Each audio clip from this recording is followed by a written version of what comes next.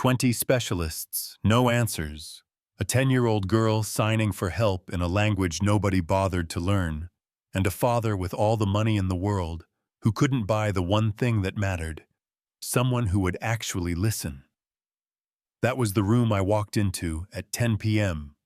Overlit chemical clean machines, humming like they were trying to be polite about a crisis. I was the registry nurse on the night shift, name's Jordan Price, coffee in a travel mug, and a headache. I'd named Tuesday, the charge nurse slid me a chart and a warning. High-profile family, 4 days of fever and pain, and nothing conclusive. Kid is nonverbal, dad is intense translation. Be right, be fast, and try not to get eaten alive. Through the glass I saw him first, Marcus Hale, tall suit, that had given up being crisp 2 days ago, the kind of man who turns parking lots into skylines and is used to negotiations ending his way. And then I saw his daughter Lila, small on white sheets, a VU taped to a thin arm, lips moving without sound, fingers fluttering against the blanket, in these hesitant shapes that did not look like random to me, not even a little. I knocked, stepped in, introduced myself, and before I could finish, he said, "What did they miss? Not a question, so much as a dare." I told him vitals were holding, but markers were rising, and imaging didn't tell a story. He stared at his kid like he was bargaining with God. "And the floor, she keeps doing that," he said the hand. "They tell me it's involuntary. My daughter is not random, and he wasn't wrong." I adjusted the blanket, checked the IV, and watched her hand. "I grew up signing with my little brother, Malik. He's deaf."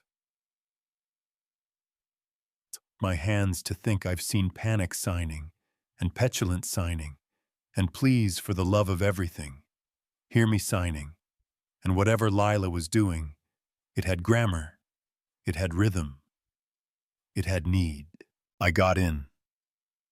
Her eyeline lifted my hands slow and clear. "My name is Jordan, I know sign. Do you understand me?" Her eyelids flickered. Her fingers steadied, and she signed, "Yes." The kind of yes that makes your ribs loosen. Marcus grabbed the bed rail like it could keep him standing. "What is she saying?" he whispered. "Like louder, might break it," I asked. "Where does it hurt?" "Show me." She went lower, right sharp. "Worse when moving. Worse with deep breath, 2 days, maybe 3. Okay, that story I knew. I hit the call light, and when a resident popped in trying to look calm, I said, "I need the attending surgeon right now based on what he said, based on the fact your patient has been telling you her appendix is trying to kill her, and tonight someone finally listened." "You know what I mean?" He started a speech about atypical presentations, and I cut it off, vibratory. "Pain is literally the point guarding rebound. We don't have time to be wrong, politely, doctor." Navarro showed up in running shoes, and purpose pressed exactly where you press. Lila arched and signed like a siren.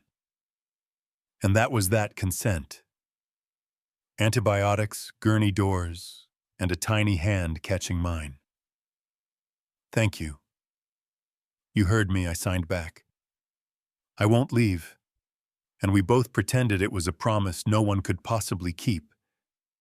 And then we kept it anyway. Hours crawled. Family rooms are made of plastic couches, and held breath. The TV cooked something cheerful no one could taste. Marcus stared at his hands and asked the air, "How did everyone miss it?" I could have said bias and hurry, and the way power makes some voices louder than pain, but I just told him, the only thing that doesn't lie is the person feeling it. He nodded, like that hurt worse than anything, and then Navarro came out, sweat at her hairline, and the good kind of tired, ruptured, cleaned drains placed antibiotics on board. We were in the window. He sat hard and shook without sound. A grown man crying like a kid because his body finally remembered how to ask for help. He grabbed my hand. "You saved my daughter. Tell me how to thank you, and I'll do it. And yeah, people will judge this part."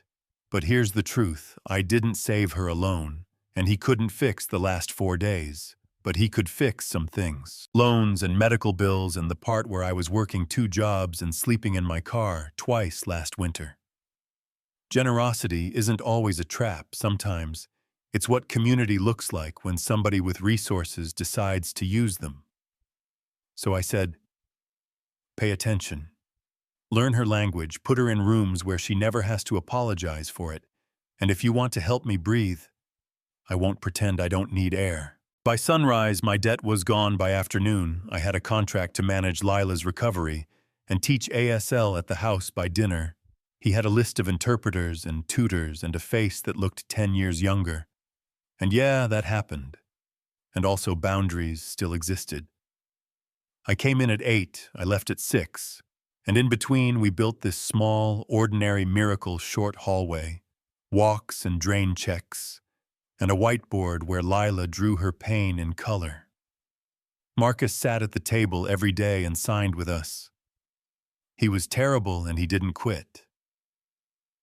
Lila shook with silent laughter, correcting her dad. That's how you love a kid. You look foolish on purpose in their language.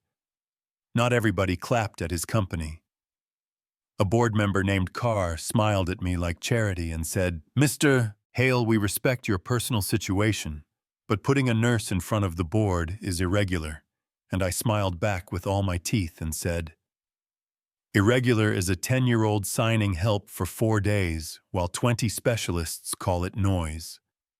If we're done with optics, I can show you how early ASL access and provider training cut, readmissions and liability, or we can keep pretending legal will outrun the next preventable disaster. Marcus leaned back and let me drive. I walked them through data and street truth picture boards in triage, deaf staff in leadership, pay interpreters like outcomes depend on it. Because they do, the room went quiet, the way power goes quiet, when it realizes it just learned something.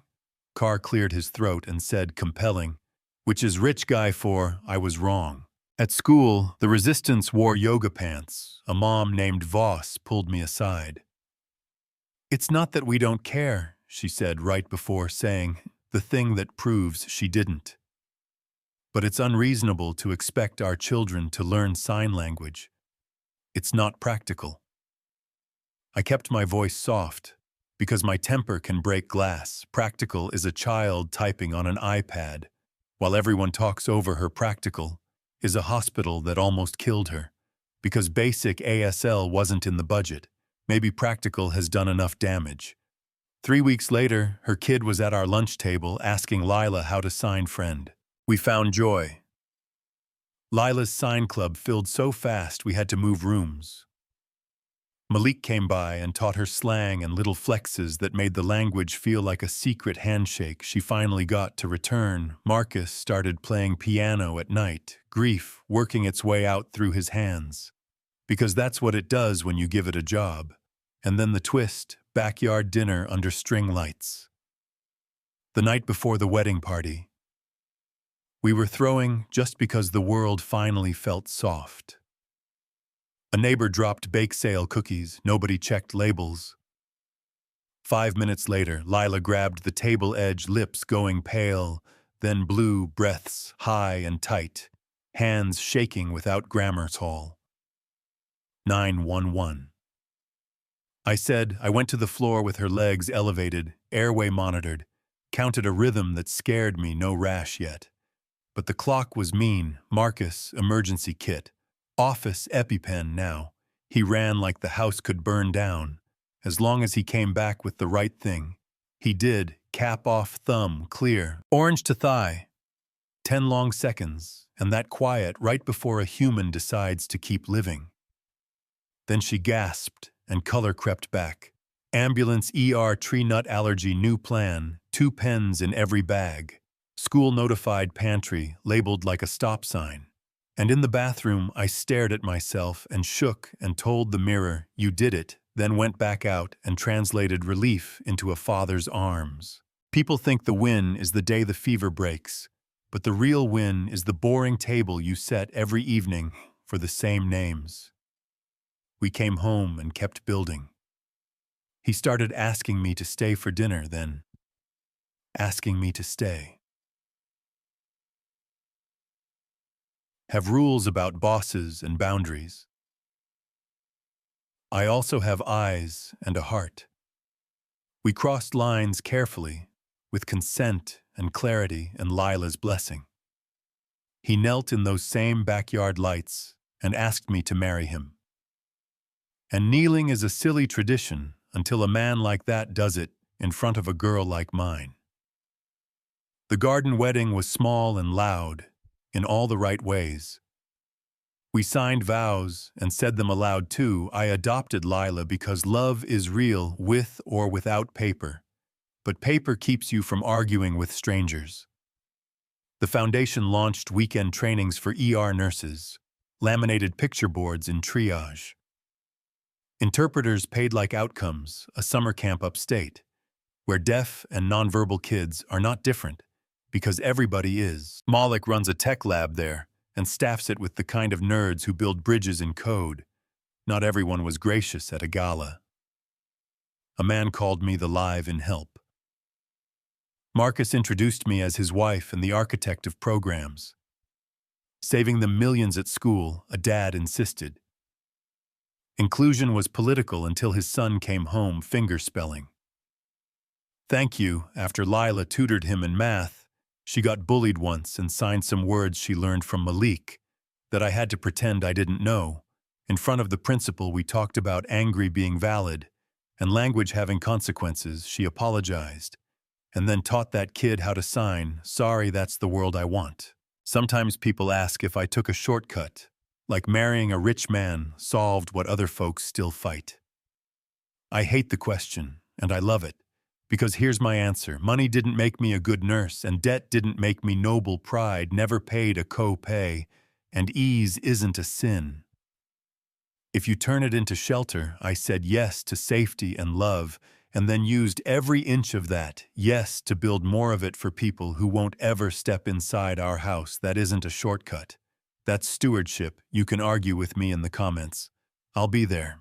Here's the part that might start something.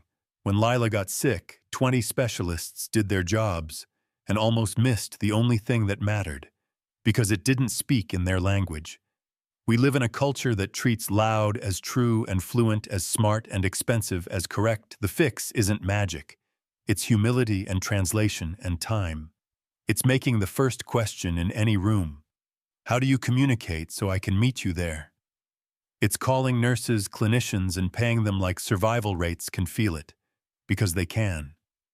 Lila's 15 now, paints like a storm, signs fast and jokes faster, checks every label, like a pro wants to paint hospital ceilings, so scared kids have something better to look at than grids. Last week we walked past the room where I first spelled my name to her, and she squeezed my hand and signed thanks. I told her the truth. You saved me too. So tell me, was Marcus right to change my life? The way I changed his daughters, was that fairness or power? Doing what power does, should ASL and basic communication training be mandatory in every hospital and school? Or is that me dreaming? Past the budget, have you watched a room mistake loud? For right? Drop your story, push back if you want, and if you believe listening is medicine. Right, I choose to listen. Share this with someone who needs a translator more than a speech. Hit subscribe. So the next kid who signs help meets a pair of hands that answer back.